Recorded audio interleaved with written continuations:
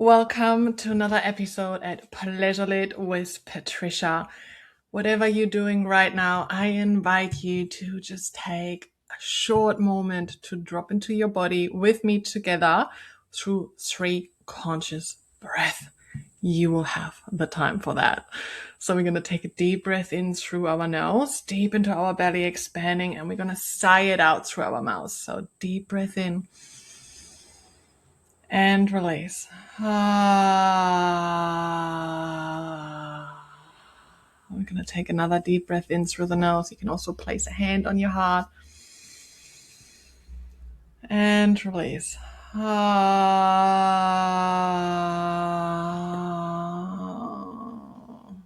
And we're going to do one more. Give yourself full permission. Lean into it. Let your body do what it wants to do. If it's voicing it out louder, if it's moving, softening shoulders, softening jaw. So deep breath in.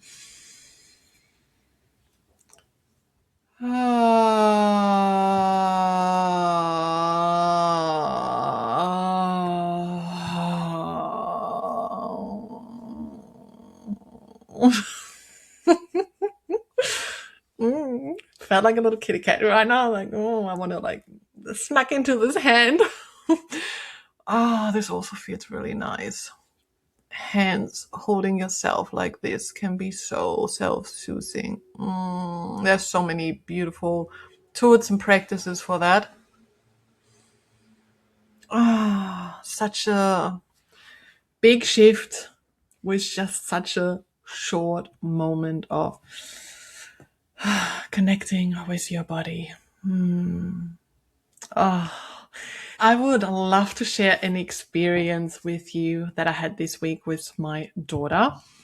While I was working on the inner child module work for my program, The Pleasure Lit Woman, which, by the way, the doors are now open. You can enroll, and we are going to start on the 20th of April, the first round. So make sure you are getting into it before the doors are going to close for this first round. One part of that is inner child module, because as high functioning women, we might have grown up with becoming the good girl, high achieving, high performing, and that is usually a protective pattern mechanism that has served us while we were growing up to keep us safe, or this was a way to earn our self-worth, love, but eventually it's not serving us anymore. And this is something where we are going to work through with Pleasure Lit Alchemy within the program of the Pleasure Lit Woman. And while I was working on this module this week, you know how the internet is. Once you are in something, you all of a sudden see it everywhere. Similar to my daughter, when we recently talked about McDonald's, and now she's like, every ad, mom, is McDonald's. We need to go to McDonald's again. I came across someone on Instagram sharing about somatic therapy with the lens of explaining it to a 5-year-old. And I was so taken away by this. And in that moment, my daughter was sitting next to me, and I asked her, would you like to watch this reel with me and let me know what you think about it, if you understand it, if you've got any questions? And she was very keen for this. So we watched it another time then together, and we watched it then a third time. And it opened up such a deep conversation on inner child healing. I think her name was Healing with Jen J, the one who created the reel. What was shared in that reel is the way she was doing it was amazing. Explaining that when we are young and we get an owie, she calls it an owie. We in German and in my family say ouchie. We've got an ouchie. So when we get an owie or an ouchie, we are getting hurt, and this does something to our body. A little helper is created in our body so that next time this little helper's job is to protect us from getting hurt again. And when we grow up, we have all these little helpers inside of us. And sometimes our body thinks this owie or ouchie or this danger is back, even though we are already actually safe. It just doesn't see the difference. Or we have an experience that feels very close to that danger. So our helper jumps in and says, hey, make just everybody happy, or you need to be perfect, or make yourself small, hide, do not trust people, they are dangerous. You need to do more, so you're going to be loved more. So the helpers are going to jump in. And even though we don't need the helpers, but the thing is, if we ignore those helpers, if we are not listening to them, they become from these little whispers really loud, and they become so loud that we can't ignore them anymore. And the way she speaks about somatic therapy is that we learn in those moments to actually listen to the helpers and say, hey, little helper, I can hear what you're saying, but I am safe now. You can rest now. I thank you for trying to help me and protect me. But right now, I'm not in danger. I am safe. I am good. So that they can rest, so that they know, okay, they're going to have to learn that your body is safe, that you are safe now, so that they can take a step back and be like, okay, so I will come out next time. I might think it is danger, but now I know we are safe, we are good. This was such a beautiful reel. And my daughter, first of all, when we talked about the owie, I had to explain that it was an ouchie. And then she was curious. Mom, what are the ouchies? What kind of ouchies is she talking about? And she was also tuning in, do you think I have an ouchie? And all these questions were just such beautiful conversation starters. And when I spoke and explained about ouchies and owies, I said they're different ones. And she also asked if I had one and if I can hear my little helpers. I explained two different kind of ouchies. Ouchies that are physical. For example, I explained to her, look, if you're getting hurt, let's say you're playing with fire and you touch fire and you realize, oh, that's hot, and you got hurt of it. Maybe a little helper was created. So next time when you see fire, your little helper will be like, do not touch fire. We don't like fire. Fire hurts. Stay away from fire. Then I gave another example. Riding your bike. Let's say you're riding your bike, because recently my son just started riding his bike. I said, let's imagine you fall from your bike and you're getting hurt. Little helper could be created and telling you next time you want to go on the bike, your little helper could try to prevent you to get back on the bike and saying, don't go on the bike. You're going to fall again. You're going to get hurt again. And then this is a moment where you can connect with your little helper of saying, okay, helper, I can hear you. You want to protect me of not getting hurt again by getting on this bike. But I really would love to ride this bike, and I'm sure I can handle it now. I am safe. I've got this. I can do this. And then your little helper can step back and say, okay, there you go. But you've got that little connection. So this is the way how you then speak to yourself and can really reassure yourself of saying, hey, I've got this. I can get back on the bike. But knowing that the little helper was just trying to protect you because it was in that moment again, oh, she's getting back on the bike. She might hurt herself. And in that moment, she just smiled and said, Mom, I actually think I have little helpers because that happened to me. Exactly that happened to me. It was such a beautiful way to connect with her about this. Oh, how she lit up and then also shared, now I don't feel alone. I thought this is only happening to me. So you hear voices too. So you can like have an argument with yourself too. And I said, yes, of course. That moment just made me also realize how beautiful is it that we have got access to all these modalities and techniques and tools now that we can already pass on to our generations, to the next generation so early on, because I did not grow up like that. I had no idea. I was an adult when I learned about inner child healing, when I learned about parts work, shadow work, all of that, reparenting myself, the wounds, the attachment theories, all of that. And our children now can grow up in a way where we can explain it, but also teach it and guide them very early on by doing that healing for ourselves and passing all of that on to them as well, because they observe us. They see what we're doing and what we don't do and how we are with ourselves, because that becomes their norm. And having these open, honest conversations with them as well, oh, that just deepens it. And it's just, oh, gave me all the tingles, and it was just a core memory, mate. We did also explore the parts of not just physically creating ouchies, but maybe also ouchies that are more feelings. Just imagine you have got a speech to do in front of your class, or you need to go on stage at your school, and you do that and something happens. Like there's a group of girls maybe gossiping about you, or you do a mistake and you feel deeply embarrassed. And that really, really hurts you. Something happens. So next time you need to then go back on stage or do a speech in class, you might have that little helper saying, we can't do this, like this is not right. And your body starts to, you can maybe get like a sweaty feeling, and you want to avoid getting on stage. And again, the way she lit up in that moment, Mom, how did you know this? How do you know all of these things? Because something similar to me happened, and she shared what happened, which was then such a beautiful way to, again, deeper connect with one another. Such vulnerable shares. She was very keen and eager then to explore and find out about all my ouchies and little helpers, which I did give some examples, and I said there are a few more which I'm happy to explain and discuss another time when it's a little bit more age appropriate.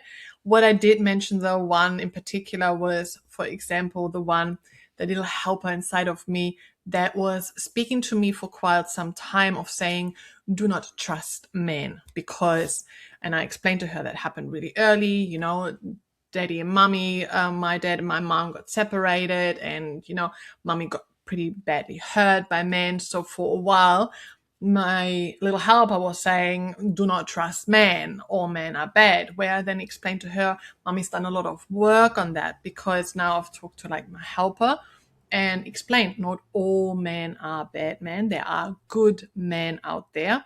And I explained to her that I have done quite a few coaching sessions, for example, as well. And then she remembered, because last year I had such a significant experience where I did some coaching sessions around speaking to my mom, speaking to my dad, and speaking my inner masculine and my inner feminine. And my inner masculine and inner feminine had a conversation, which was such a potent, transformative experience. And it has really healed quite some parts inside of me, along with a lot of other work. This is also why I love inner child work, and why it is a part of the Pleasure Lit Alchemy process, which is accessible within my program, the Pleasure Lit Woman. To join the Pleasure Lit Woman program, go to pleasurelit.com. Because as you've just heard, it starts so early. It starts when we are children. Our inner child has got these ouchies, these woundings.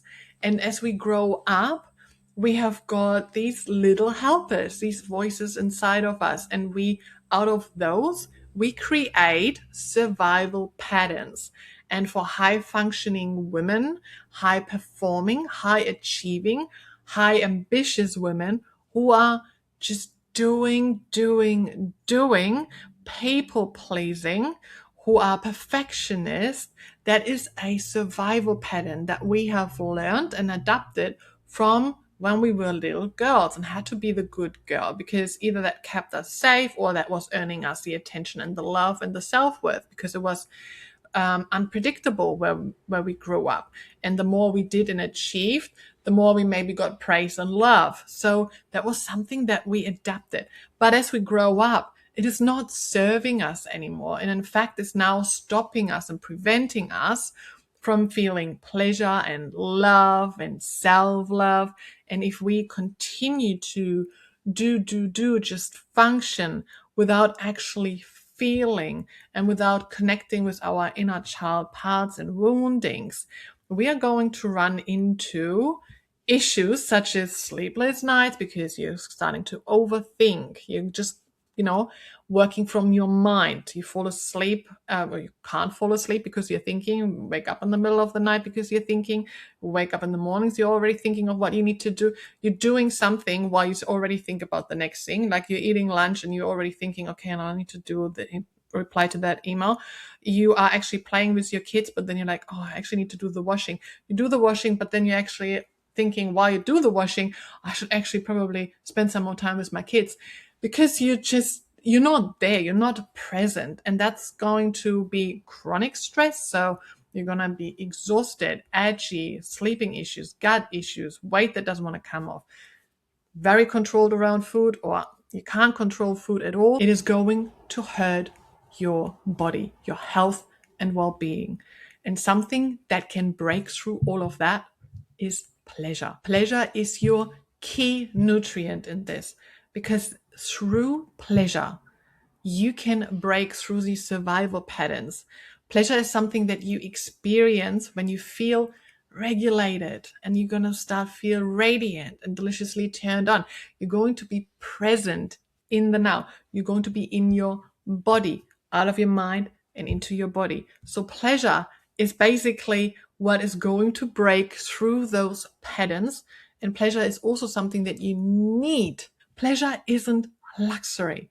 Pleasure is essential. It's an essential nutrient. It is what you need to feel healthy, to feel radiant and regulated and deliciously turned on, to feel good. As you can hear, I'm very passionate and devoted to that because I have been through that. I have been the high functioning woman who was putting her self-worth connected to how much she's achieving, how much she's doing, running only from my mind and not being in my body, to now feeling multi-orgasmic and experiencing pleasure in the most simple moments and things. And it's just such a different life and being. And if I can make that transformation, so can you. And you deserve it.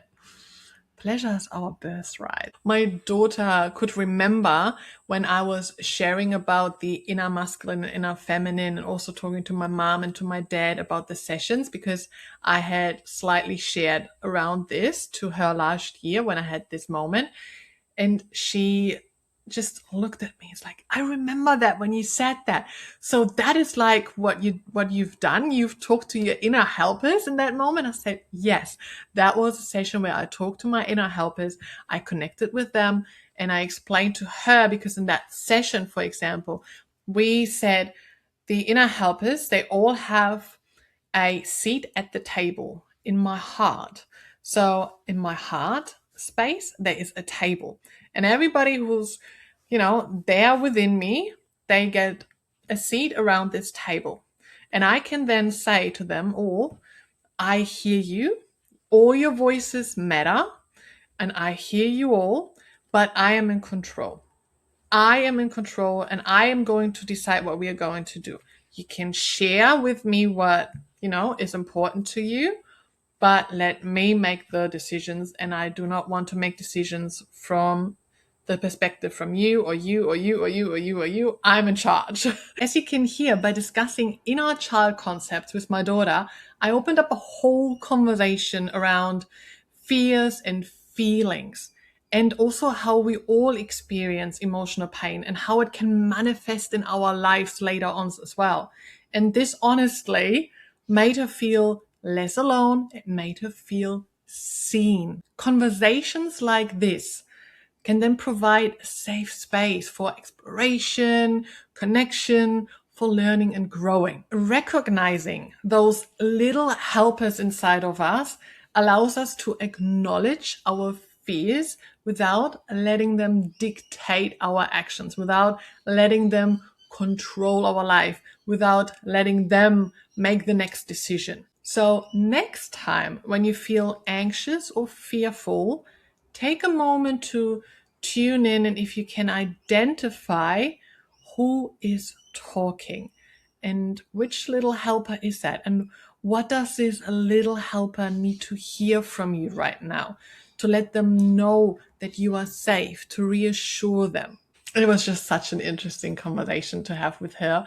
And the way we were just like going back and forth, and oh, it's just so beautiful. I'm just looking forward to continue to witness them, to guide them and watch them grow up, and oh, just being part of their life and doing my best. I would love to hear from you. How have you experienced inner child work, inner child healing? Have you done any work around that? Have you got a moment where you know a little helper has been created? What has been your little helper that you have created? And maybe this analogy is something that can really simplify things of, yes, you can speak to your inner child, but if that is a bit out of sight, you can start speaking to the little helpers inside of you, and that might change things. So would love to hear from you what has resonated from this episode and what has been your experience around the little helpers, the ouchies, the inner child healing and wounding. And if all of this sparked some interest in you, if you would like to explore your own inner child healing related to those survival patterns that I've just talked about, the people pleasing, the perfectionist, the overachieving, functioning and doing, then I invite you to join us within the Pleasure Lit Woman program. We're going to start the first round on the 20th of April. The doors are open now to join. Over the 8 weeks, we are going to transmute, we're going to alchemize from that disconnection and all of these survival patterns.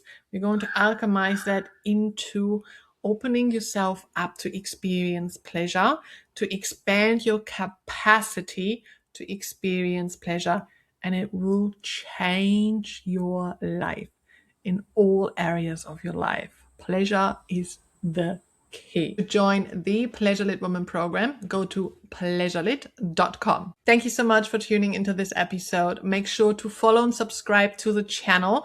Give the show a 5-star rating and also share it along so we can spread more pleasure into this world. You can also tag me when you share it so I can see it and reshare your love. Sending you lots of love and pleasure. Mwah.